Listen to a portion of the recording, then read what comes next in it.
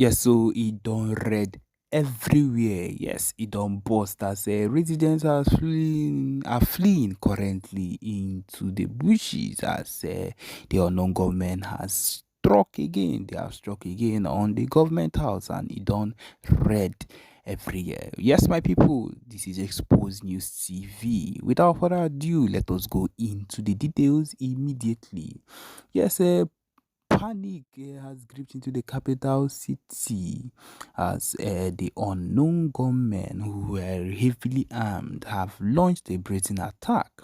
Yes, the assault, which took place in the early hours of the morning, has left residents in shock and in nearby communities fleeing into surrounding bushes, fearing for their lives. The attack, according to the eyewitnesses, involved a group of masked gunmen who stormed the house premises with high caliber weapons, engaging in prolonged gun battle with security personnel stationed at the facility. Explosions and heavy gunfire were reported, with several government buildings sustaining significant damage. Local residents in the surrounding neighborhoods of Owerri woke up to the sounds of gunfire and explosions, forcing many to flee their homes in terror. Eyewitnesses described the scene as chaotic, with people abandoning their homes and running towards the outskirts of the city to seek safety. I had to grab my children and run, said a woman of three, a mother of three rather, who lives close. We didn't even take anything with us. The gunshots were so loud and everyone were running in different directions. I don't know when it will be safe to go back. The roads leading out of the city were reportedly clogged with cars and people on foot as families attempted to escape the escalating violence. Markets, schools, and businesses in the city were quickly, one way or another, put in chaos, and uneasy silence has been in that area. This attack marks the latest in a series of violent incidents linked to the UGM, a shadowy group that has carried out numerous assaults on government's facilities and security personnel in the southeastern region of Nigeria. Though the group's motives and affiliations remain unclear, their operations have heightened tensions in the region already marked by unrest. No group has yet claimed responsibility for the attack, but security analysts believe it is likely linked to broader grievances over perceived marginalization of the southeastern states and demands for greater autonomy. Of course, the government has come out that they have not yet, even though they have not yet released an official statement regarding it, but sources inside have confirmed that the security forces, are attempting to regain full control, and the military reinforcements have been deployed to the area, of course, with helicopters everywhere hovering. We are doing everything we can to bring the situation under control, said a source within the state's security apparatus. The attackers have been repelled for now, but we are still monitoring the situation. Casualty figures are yet to be confirmed, though there are unverified reports of multiple injuries and possible fatalities among security personnel. The extent of the damage to government property also remains unclear, but witness reported seeing some parts on fire. Of course, at this particular point, you would come to understand that there is rise in civilian safety security issues as a human rights groups and local organizations have expressed deep concern over the growing insecurity. The increasing attacks by the UGM, coupled with violent clashes between separatist groups and Nigerian security sources, have left their communities. They have left communities living in fear. So my people, it is hot everywhere as we are talking, as we are saying it at the moment. Now so it be now so it is hot. And my people, if you're listening to us now, just know that we are dropping every single thing we can on the news that comes up, no matter the time, no matter the day. Okay, the next news, the next audio you'll be hearing will be also related to everything that concerns the Biafra movement and the Biafra agitation as we continue to forge forward with the PM Simon Ekpa. Enjoy. Are very, very wise. Yeah, they are not that comfortable. Even our own ancestors, when they were being taken away as slaves, they decided to jump inside the sea instead of becoming a slave. That's who we are. Now, let us go to the background. Loss of independence. Lithuania was once an independent country. Many years after the partition of the Polish-Lithuanian Commonwealth in the 18th century, Lithuania was part of the Russian Empire. In the aftermath of the Russian Revolution of 1917, the Council of Lithuania, chaired by Jonas Bazenfichus, proclaimed the Act of the Independence of Lithuania on February 16, 1918. Are you listening to me? In 1918, a man called Jonas proclaimed the Act of Independence of Lithuania. Somebody have to do it. Whether other people agree or not, somebody have to wake up and do it. And for the Lithuanians, a man called Jonas took up that challenge and did it on February 16, 1918. This is history. Some of these people who have deceived Biafran for ages don't even know what is freedom fighting. Now, Lithuania enjoyed independence for decades. In August 1939. So from 1918 to August 1939, the Soviet Union and the Nazi Germany signed the Molotov-Ribbentrop Pact, which many of you have actually heard Mazen Ambikano talking about the Molotov, dividing Eastern Europe into spheres of influence. The Baltic state, Lithuania, Latvia, and Estonia were assigned to the Soviet sphere of influence and subsequently were occupied in June 1940. So from 1918 to 1940, they enjoyed independence. After 1940, the Soviet Union took over. After they have shared them like commodity. Germany and the Soviet Union shared Lithuania, shared Latvia, shared Estonia, like they are sharing you today in Nigeria. Tomorrow you wake up, they say you belong to Kogi. Where Igbo man is speaking Igbo in Kogi state, they shared you. Where Igbo man is speaking Igbo in Benue state, they shared you. And Nigeria is sharing us, and nobody is talking. And they thought they have actually conquered everybody. The same thing they did to these people. They shared them among themselves. Now, like I said, they were assigned to Soviet occupation in 1940 and converted into Soviet Socialist Republic. Are you paying attention? In Lithuania's case, President Antanas Smetona left the country rather than accept the occupation. Instead of this man to accept the occupation, he left the country and, believe me, probably from government in exile. He did not sign, but turned over his presidential duties to Prime Minister Antanas Mericus. As per the Constitution, the next day, Mericus declared himself president in his own right. The cabinet confirmed Mericus in office, claiming that Smetona had effectively resigned by leaving the country.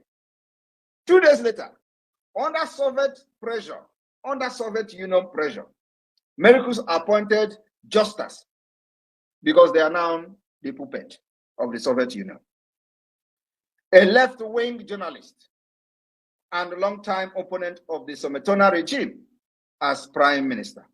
Mericus then resigned at Moscow insistence. making Palex acting president as well.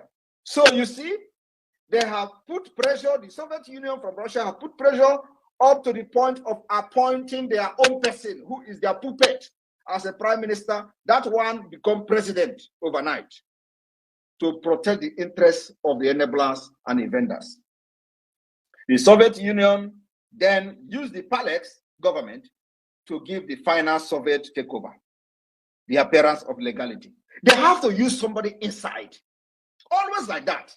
Just like they destroyed IPOB Nigeria today. What Mazin Amdekano suffered for many years, if not that God used many of us to rescue the Biafra struggle. The Biafra struggle would have been gone since 2021. Ejiofor wanted to be like Onyema of Epis, that used the militant in Niger Delta to become an aeroplane operator. Many of you don't know how Onyema made his money. He was negotiating the amnesty of the militant. This Asari pig, Tompolo, all of them. Onyema was the one who negotiated on behalf of them. And Nigeria pumped money into his account. And he used that money to become aeroplane island operator. Today, it is where he makes the money. Many of you don't know that. He was the only one, as a lawyer then, going to the creek to make deal with this Asari idiot. He used the money to become a billionaire today. While the people who were fighting, carrying gun, as they are known for them, were just ordinary pipeline guiding. They were guiding ordinary pipeline. Today, Tompolo take the same measure and the same step. The Soviet authority undertook Sovietization policy, nationalization of all private property. You see, immediately they put their own person, they begin to nationalize, privatize all the property, collectiveness of all agriculture, suppression of the Catholic Church, and imposition of the totalitarian control. At the same time, free education and the free national health system were also introduced. The armed anti-Soviet partisan were liquidated, everything liquidated, just the way they want to do to Biafra. By attacking ESN, immediately Mazin Amdekano was captured, they sold everything, and Simon Ekpa came out from nowhere. By 1953, approximately 56,000 Lithuanians, dubbed enemies of the people, were deported into Serbia. I want you to understand, when the enemy and the invaders and the conquest want to attack you, they use everything within and without. After the death of Joseph Stalin in 1953, the Soviet Union adopted the Stalinization policy and ended mass persecution. Non-violent resistance continued both in Lithuania and among the Lithuanian diaspora. Among the Lithuanian diaspora, both in Lithuania, just like both in Biafra land today, and among the Biafran diaspora, which many of us are part of, this movement were secret. This movement were secret, just the way Biafra movement were secret. This movement were secret, illegal, and more focused on social issues, human rights, and cultural affairs, rather than political demand. Are you listening to me? Now, independent movement. As Mikhail attempted to retrieve the economy of the Soviet Union, he introduced the Glasnost and the Protoka restructuring, the same thing Nigeria is trying to do. All these things were aimed at making sure that they continue to force everybody into the union when they are not actually part of the union. Now, that led to the declaration of the restoration of independent state of Lithuania in 1990. And here you have on the comment highlighted the signatures of 120-something people, 124 signatures, as you can see here. In Biafra, we will have up to 1,000 signatures, maybe 500 signatures, who knows how many people, delegate of Biafra's representative that will be in Finland to sign and append their signature on the declaration document after over 50 million have voted in the self-referendum. Our own is very peculiar.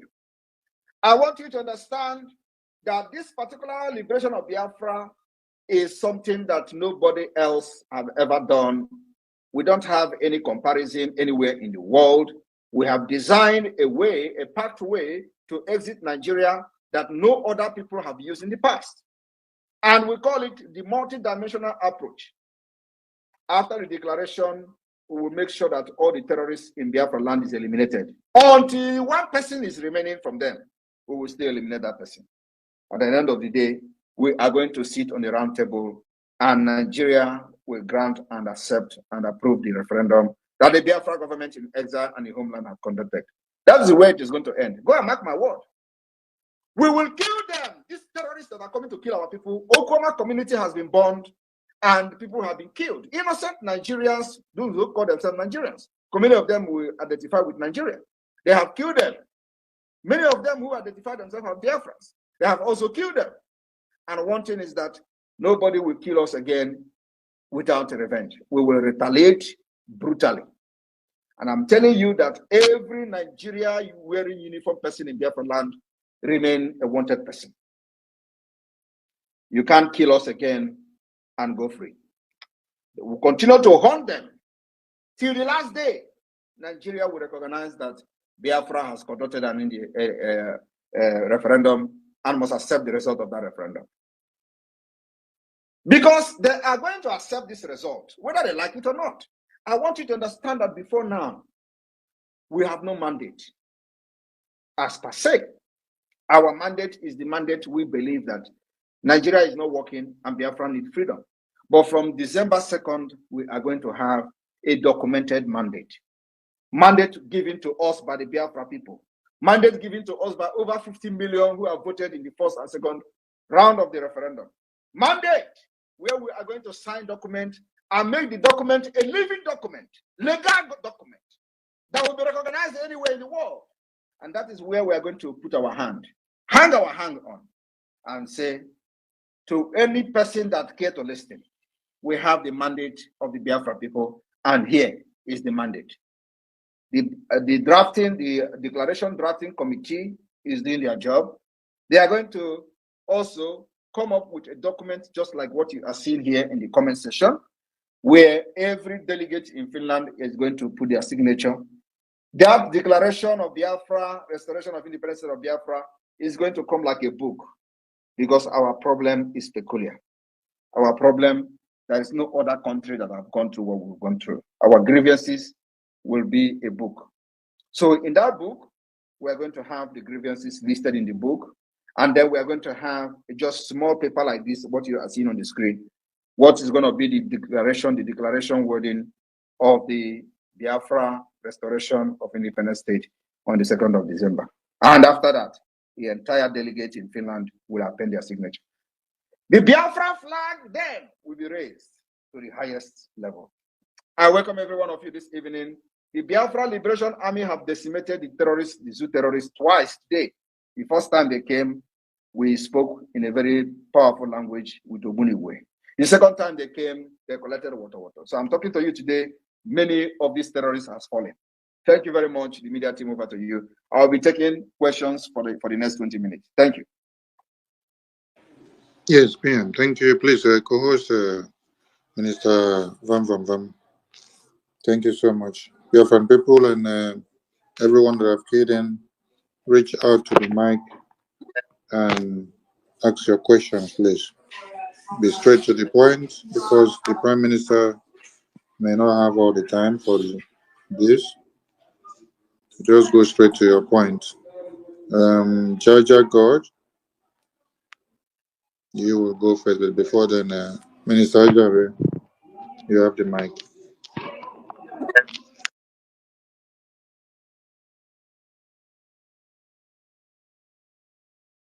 Vam, you're not there. Okay, Jaja God. Okay, I muted myself. Thank you, my able PM.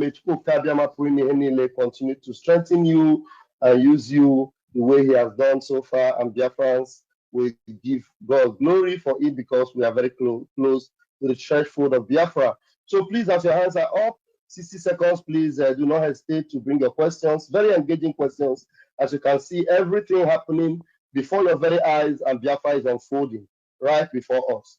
Okay, who is the first person? My minister? Jaja God. Okay, Jaja God, please grab the mic, please. Thank you so much, my Prime Minister. Mmejiri gbuo agụ, ndị ilo si n'ọdụ ha nkọ, mana ha ekwetago n'ọdụ nkọ. Anyị na-ekene gị n'ife ị na-eme. Daalụ. Chineke ya ga n'iru na-akwado. Our own Minister of Information, Maazị Sonny, I salute you from here, and our Deputy Raf, Bam Bam Bam, I salute you from here. My Minister, my Prime Minister, I really don't have any question, but I want to say something based on this emergency broadcast. The drug lord came out the other day to say that they are going through reform of Nigeria and they will take a very strong and drastic decisions. And I want to say that every reform that you are taking Biafrans through and every drastic decisions that you are making to see that our freedom is achieved, that over 8-something million Biafrans are strongly behind you. And in Finland, you will know how serious they are to see you get this freedom for us. Thank you so much, my PM. May God alone continue to strengthen you on this hard work that you are doing. Thank you. I salute you from here. Thank you very much. Thank you, Jaja Godson. All right, we have Adan Dimbunandegede. Please bring up your question. Please remember to raise your hands. Other people in the room, raise your hands, and that will make us identify you very quickly. Thank you. Another Alama, please unmute yourself.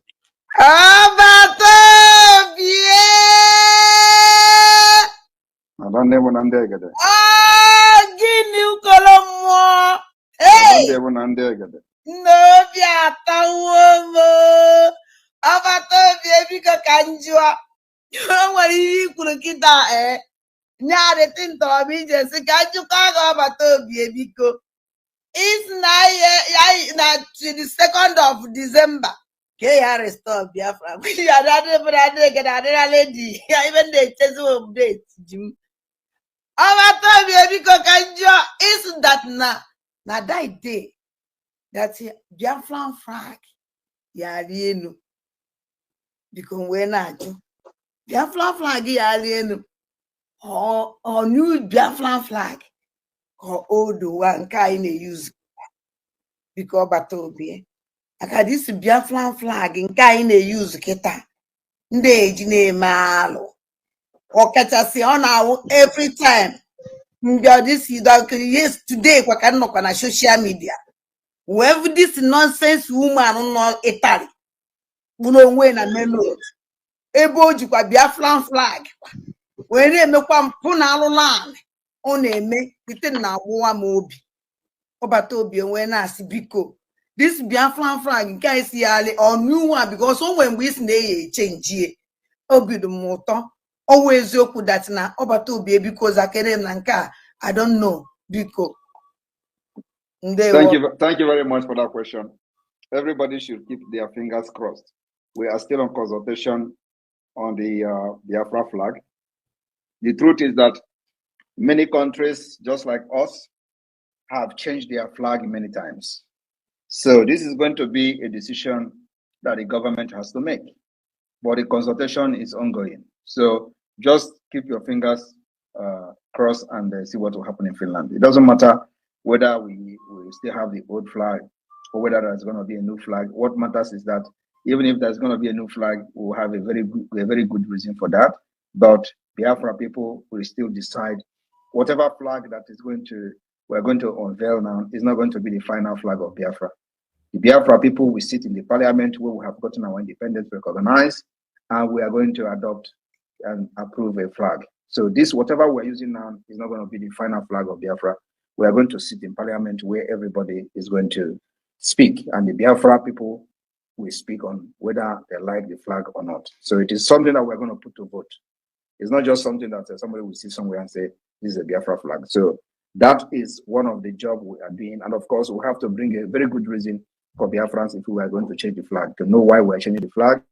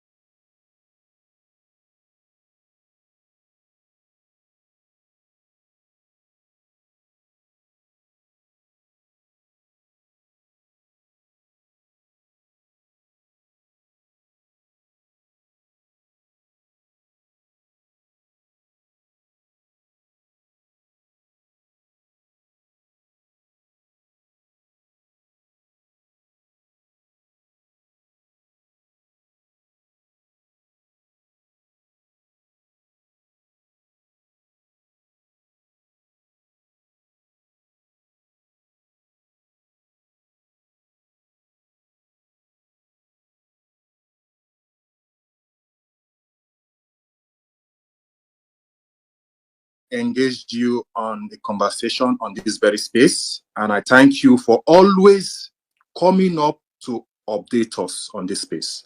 We appreciate you for this.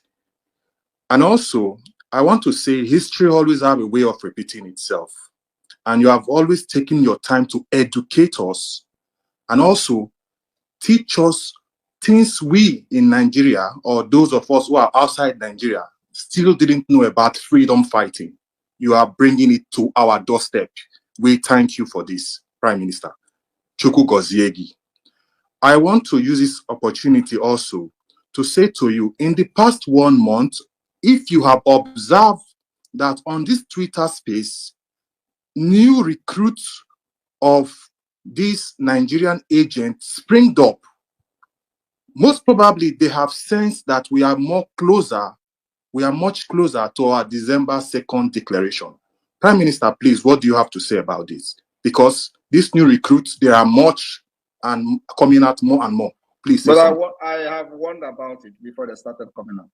You are following, like you said, you will know that, immediately I issued warning about the possible attack and the propaganda. They started springing up. So you shouldn't be surprised. Why are you surprised and asking me what should we do? I've already told you that this is going to happen and this is happening. And this is just the beginning. Wait until we enter October. I see.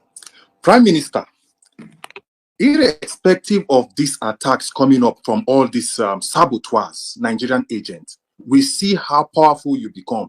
And this draw me back to the very beginning when you started your broadcast. You say, bring out the best. You told the Nigerian, bring out the best of the best you have. And the more you attack me, the more I get stronger. Prime Minister, are you still expecting them to attack you more? I am yet to see their best. And I wish I will see something very, very interesting, because that's where my energy comes from. So I'm yet to see anything good, somebody that can actually match up with something. I want to see them to, attack me with something that is realistic. You understand? Yes. I want to see exposition of Simon Ekpa. Like expose Simon Ekpa. That's what I want to see. And I'm not seeing that. Prime I'm Minister, not seeing that till now. Prime Minister, Yes. Thank you. Before I end this my conversation with you, I want to say we are seeing the good work of your cabinet members, those who are representing us both in the Washington and those carrying out their duty which have been assigned to them. I want to use this opportunity and this medium to say thank you to all of them, and may God continue to strengthen them. The Minister of Communication also, I want to use this medium to say thank you to each and every one of you, and may you continue to excel in your various assignments. Prime Minister Kachuku Goziuno. Thank you very much. And Thank I'm very happy that everybody is observing the the workflow of the Biafra government, both in the exile and the homeland. Exactly. Everybody is working. Everybody is working. Every department is functional. That's why we're government. So this is our government. It is your government. Yes. This government is our government. Okay. It works for the people, and everybody is committed. Yes. That is what has never happened in the history of Biafra struggle since after the war. It's happening now.